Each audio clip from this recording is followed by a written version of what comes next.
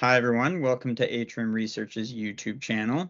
Atrium Research is an equity research firm based out of Toronto, which provides institutional quality equity research on a variety of industries, from metals and mining, energy, consumer products, tech, and many more. We also write thematic research on a variety of interesting themes, and all of this can be found on our website at atriumresearch.ca. Today, I have the pleasure of interviewing Elaine Ellingham, the CEO of Omai Gold Mines, a company that I consider is poised to do well over the next several months and years. And as such, we currently have a buy rating and 30 cent per share target price on Omai. Elaine, great to have you here. Great, thanks, Ben.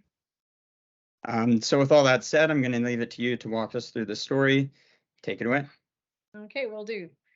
Yeah, so Omai Gold, we're traded on the TSX Venture Exchange under the great symbol OMG, very memorable. Yeah, so the Omai mine was a great large past producing mine in Guyana, and we were very fortunate to pick this up and go public late in 2020. So I'm going to make some forward-looking statements, obviously, and some technical disclosures. So there are some cautionary statements there. So I guess like everything, there's a lot of junior projects out there, junior mining companies. So why would you look at Omai? So it, as I mentioned, is a large past producing mine. We had 3.8 million ounces of past production at about 1.45 grams per ton, quite respectable in today's gold market. And when it was in production, it was the largest gold producer in South America. So for us, we've been drilling for about two and a half years now. And last year in 2022, we actually did two 43-101 reports. So basically up to 3.6 million ounces from 2 years ago. So we've moved very quickly on this project. Obviously, great advantages of a brownfields project. You know the geology. You know that the geology can host economic deposits. You know, down the road, you know the recoveries because you have actual data from past production. So we've actually been very effective, and our discovery cost was like $2.50 an ounce. And part of this was because we had a huge database to work from.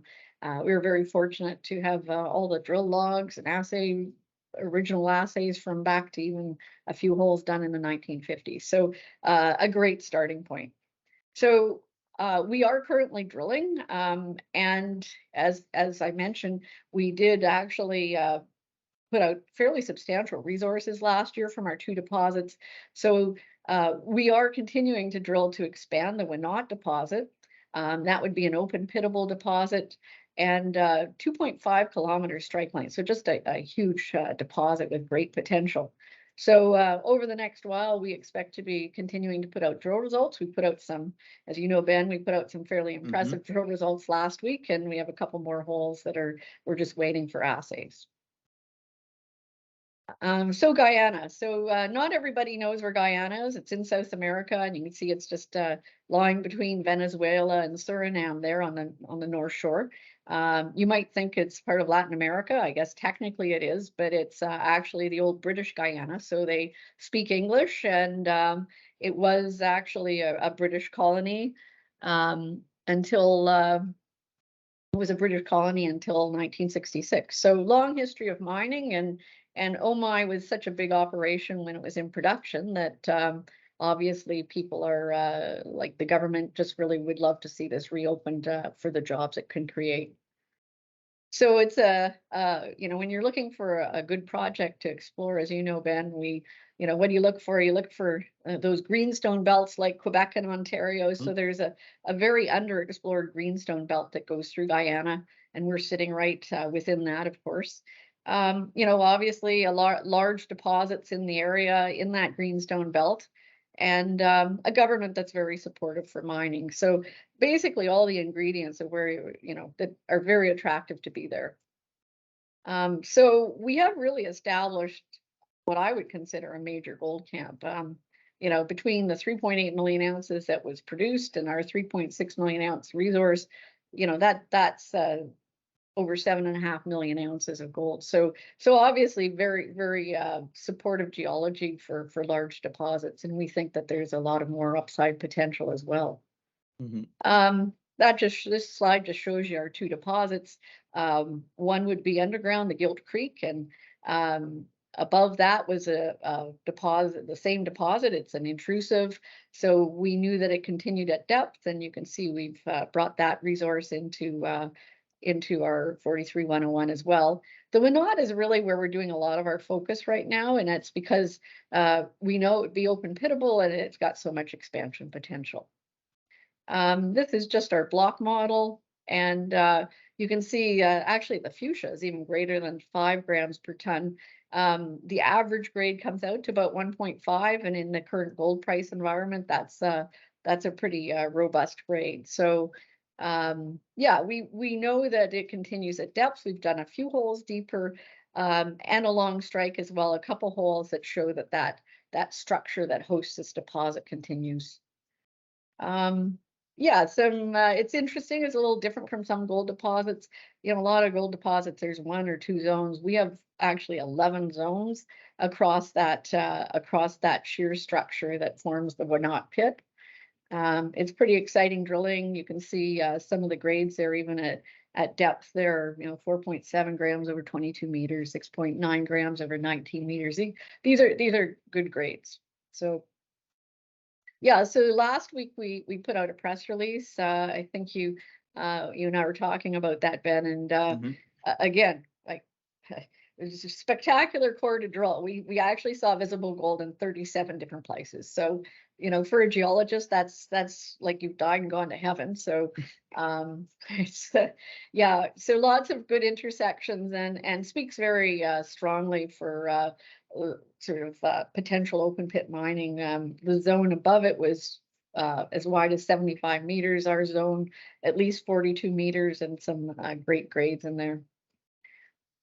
This is just the underground. It would be an underground deposit, but again, this has very, very wide zones, good grades, and we're just looking at how you would integrate the two projects together, the two deposits, because we believe that we're already at the point where this will become a mine.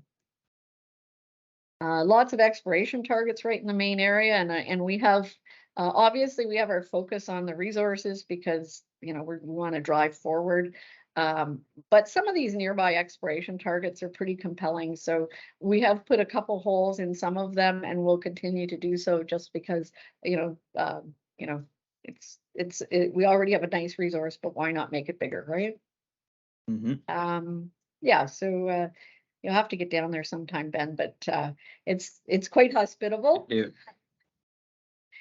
And yeah, definitely benefits of a brownfields project. There's going to be a paved road within 10 kilometers that the government's putting in. That should be already, the road comes within 10 kilometers, but that actually is going to be paved within the next year. And we have an airstrip on property, and there's an old tailings facility that we believe could be refurbished to be used again. So a lot of things that are going to probably de-risk the project and keep the capital a little bit lower. Yep. Yeah.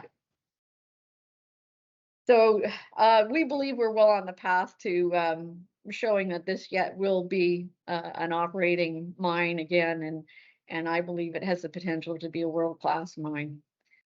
So we're continuing our drill program. We're going to have drill results come out over the next, next week, and as we drill going forward. And I think that's sort of the exciting part. We have started doing just some light engineering studies to look at things like, because it was a past producing mine, we look at some of the infrastructure. Can we reuse the tailings? Like, can we raise the tailings dams? And some of those questions are important for the future development. So yeah, so as you know, I think some of our board members there, Ben, but a lot of people with a lot of experience in the mining industry. Yeah. So share structure, well, we have a lot of shares outstanding. We have 370 million shares outstanding, but trading at a pretty modest market cap, I believe, for the stage that the project's at and the size of the project. So we're trading at about $6 US an ounce, and a market cap of 25 million Canadian. Yeah. So, yeah, it's crazy. Yeah, it's a sign of the times. The market is kind of tough for the juniors right now. Yeah. But yeah, I mean, what I was just gonna say there quick, Elaine, a couple reasons why I like the project is like you said, it's brownfields. So much of that risk that is associated with starting a mining operation is removed because you already know the metallurgy, you already know these deposits, even you know the country and how it operates. And that brings me to the other sort of aspect is just all of this cash that's coming into Guyana and from the offshore drilling and the oil there.